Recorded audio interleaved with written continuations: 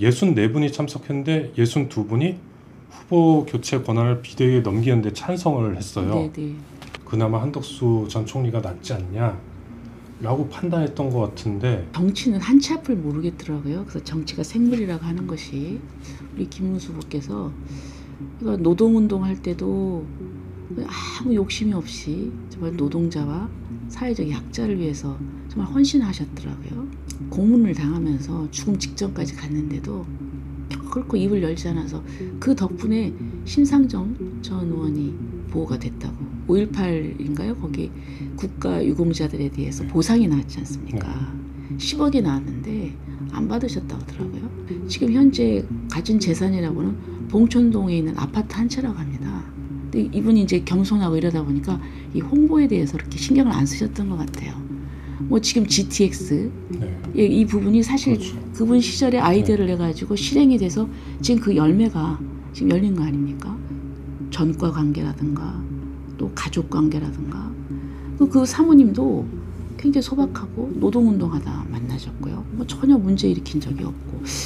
심상정 의원에게 손을 내밀었다가 좀 거절당했다는 얘기도 들리더라고요. 이제 심상정 후보는 저도 개인적으로 잘 알지만 참 훌륭한 분이에요. 중도층을 공략하자는 전략과는 이제 조금 좀 맞지 않는 부분이 있지 않나 지금 그런 걱정도 됐고. 그런데 22일이라는 기간은 저는 이런 표현이 좀 우습지만 2조 500년하고 똑같은 기간입니다. 64분이 참석했는데 62분이 후보 교체 권한을 비대위에 넘기는데 찬성을 했어요. 네네.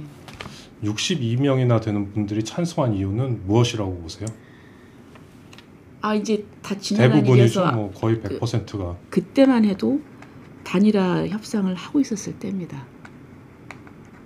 그런데 아마 12시쯤인가까지 단일화가 안 되니까 그때 이제 지도부가 결단을 내린 거죠. 그때 62분이나 찬성한 걸 보면서 저는 그렇게 생각을 했거든요. 어차피 김문수 후보로는 안 될 것 같다, 대선이. 그나마 한덕수 전 총리가 낫지 않냐 라고 판단했던 것 같은데, 그렇다면은 김문수 후보는 필패 카드 아닌가요? 근데 이제 또 근데 이게 정치는 한치 앞을 모르겠더라고요. 그래서 정치가 생물이라고 하는 것이. 그래서 이제 결국은 당원들이 그 당원들의 명령에 따라서 우리가 이제 그 부분이 이제 취소가 되고 이제 김문수 후보로 됐지 않습니까?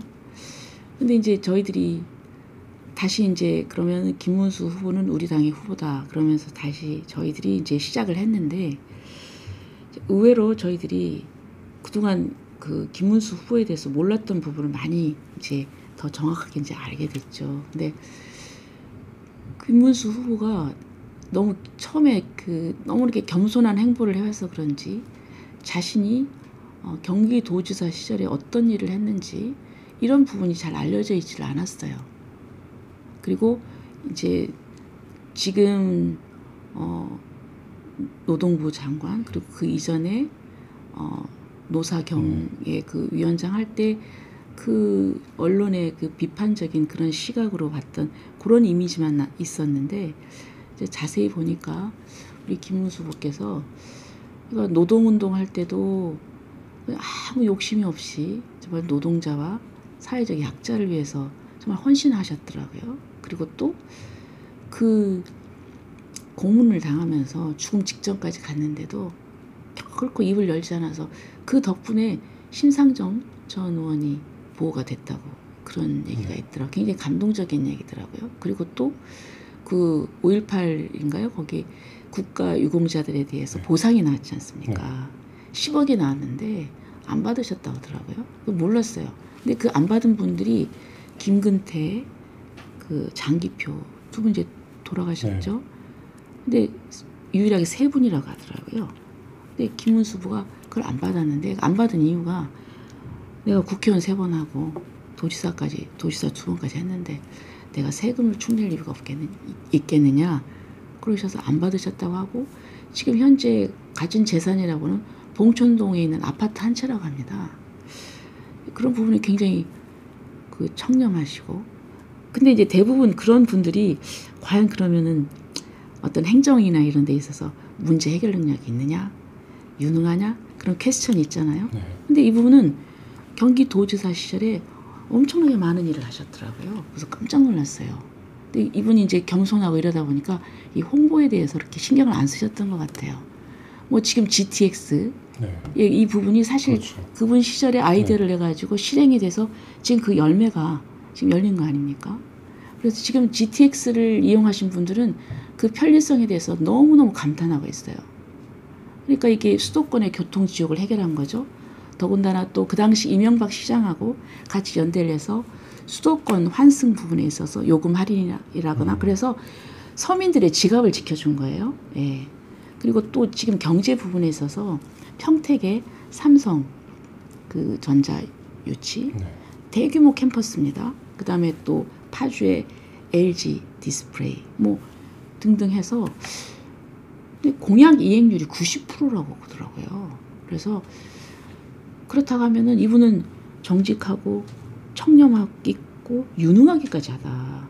그러면 똑같이 그 이재명 그 후보도 똑같이 도지사를 하지 않았습니까? 그럼 도지사 할 때도 과연 무엇을 했는가? 그리고 어떤 그 전과 관계라든가 또 가족 관계라든가 그 사모님도 굉장히 소박하고 노동운동하다 만나셨고요. 뭐 전혀 문제 일으킨 적이 없고 그것이 그렇다고 하면은 지금 우리가 어떤 지도자를 선택해야 되는가 그런 부분에 있어서 저희들이 김문수 후보가 많은 그 장점이 있다. 우리에게 시사하는 점이 크다. 그래서 저희들은 이제 뭐 그 부분은 처음에는 이제 그런 부분이 이렇게 뭐 여론조사나 또 언론에서 비춰진 그런 이제 시각이나 이것 때문에 그런 부분이 있었다 할지라도 지금은 저희들 김문수 후보가 상당히 경쟁력이 있다. 저희들로서는 승리할 수 있는 카드다. 이렇게 생각합니다. 좀 힘을 더하자면 김문수 후보한테 그 심상정 좀 전에 심상정 의원님 얘기도 하셨지만 심상정 의원에게 손을 내밀었다가 좀 거절당했다는 얘기도 들리더라고요. 예, 근데 이제 그거는 네. 조금 좀 복잡한 문제인데요. 네. 예, 이제 우리 이제 선거라고 하는 것은 또 중도층의 또 표심도 있잖아요. 이게 이제 심상정 후보는 저도 개인적으로 잘 알지만 참 훌륭한 분이에요. 그렇지만은 이제 노선이 아무래도 이제 정의당 쪽이고 이제 좌쪽에 있기 때문에 이제 그 부분이 중도층의 마음에 그 우리 어떤 중도층을 공략하자는 전략과는 이제 조금 좀 맞지 않는 부분이 있지 않나 지금 그런 걱정도 됐고 그렇습니다. 그나마 중도층을 공략하려면 한덕수 전 총리도 말씀하셨던 그 빅텐트 말입니다. 빅텐트가 거의 필수적인 사항이라고 생각되는데 네. 지금 가능한가요? 며칠 남지도 않은 상황에서? 예, 뭐 정치는 이제 뭐 상상력, 그러니까 정치가 누가 그러죠, 자꾸 내일 일을 모르니까요.